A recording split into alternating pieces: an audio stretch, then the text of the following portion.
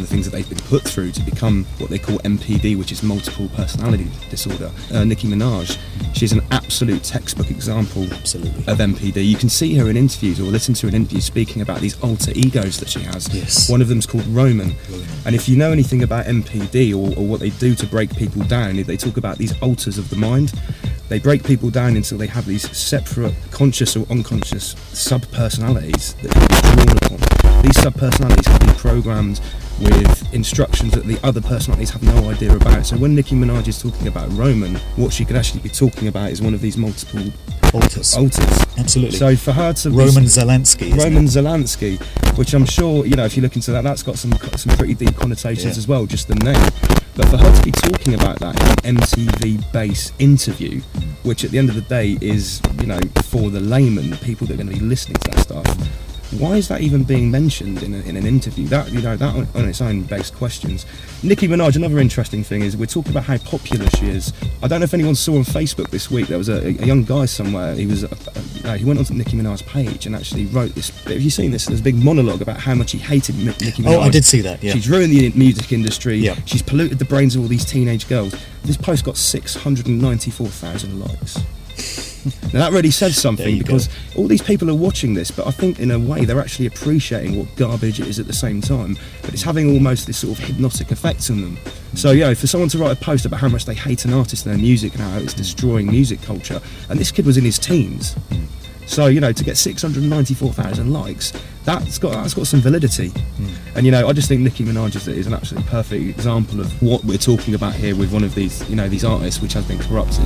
You've got the Roman Zelensky altar, which is an allusion to the film director Roman Polanski, of course, who directed Rosemary's Baby. That one's definitely worth looking into if you've never heard of it. And then you've got all these amusing accents that she does. She'll be in an interview or on a track and she breaks into this sort of funny English accent that she does. And people just think it's a novelty, it's just this funny thing that she does. But to me, it seems to be like one of the altars is breaking through. It's easy to hate on Nicki Minaj because she makes such shite garbage music. But when you look into MK Ultra and what it actually involves and what the victims go through, really you should be, having major sympathy for anyone that's had to undergo that, because it's not pleasant. Lady Gaga the same way, because Lady Gaga has alters. She's got this sort of male persona. She dresses up in a suit and, acts like a male.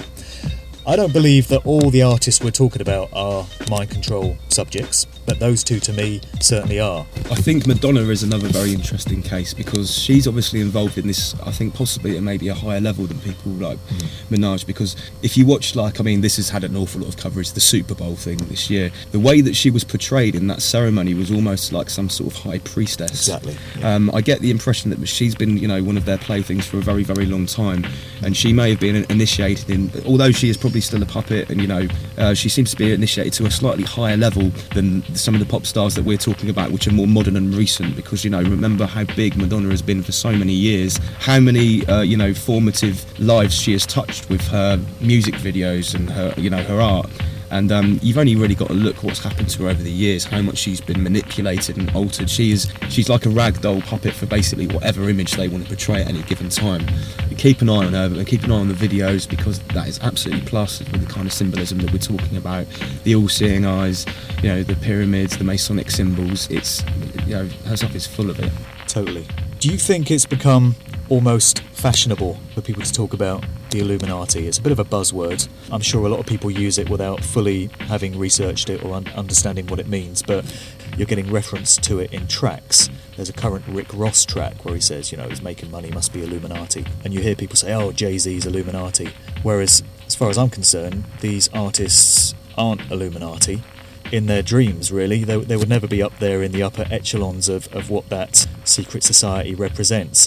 They're just puppets and stooges of the Illuminati. I think everyone's jumping on the bandwagon without even understanding the actual meaning, or they're just using it because it is the buzzword. And so many times you notice on Facebook, things will be posted and people say the Illuminati are behind it, the Illuminati are at it again. And you think, well, no, that's absolutely nothing to do with them. That's just a natural occurring event, but you're blaming it on something you have no clue about because it is the chosen buzzword of the moment. As for the artists themselves, you're absolutely right. In their wildest dreams, they would be part of it. Obviously, the majority of them are controlled from a higher level by elements within that kind of secret society, but they themselves are not Illuminati in any way, and that's all they are, they're pawns. Break your freaking neck, boy!